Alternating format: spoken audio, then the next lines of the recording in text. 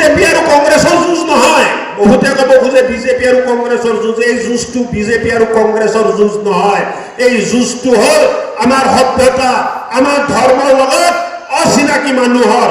যুঁজ আৰু অচিনাকি মানে মিয়া আৰু মিয়াৰ লগত এই যুঁজত আমি জয় হ'ব লাগিব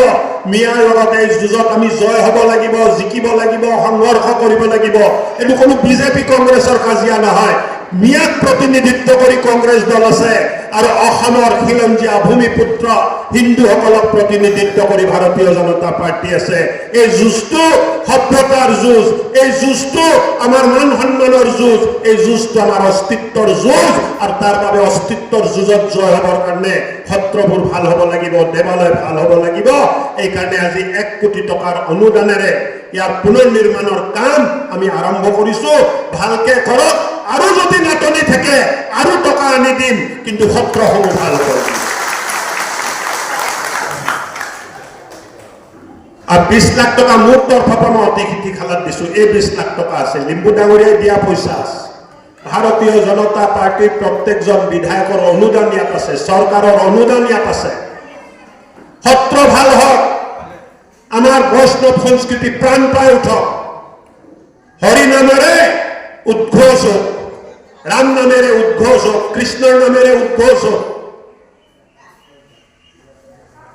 নহলে এনেকুৱা এটা কলা অধ্যায় অসমৰ ইতিহাসত আৰম্ভ হৈছিল মিয়াই য'ত বিচাৰে তাত মাটি বেদখল কৰিছে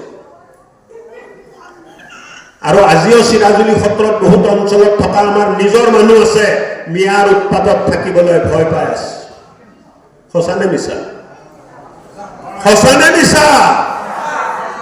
সঁচা যদি কওক সঁচা আৰু মিছা যদি কওক আপুনি মিছা কথা পাতিছে চিৰাজুলি সত্ৰত কিমান মাটি মিয়াই বেদখল কৰিলে তাৰ কোনো হিচাপ নাই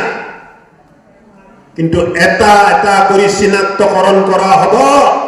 আৰু চিৰাজুলি সত্ৰৰ যিমান মাটি বেদখল হৈছে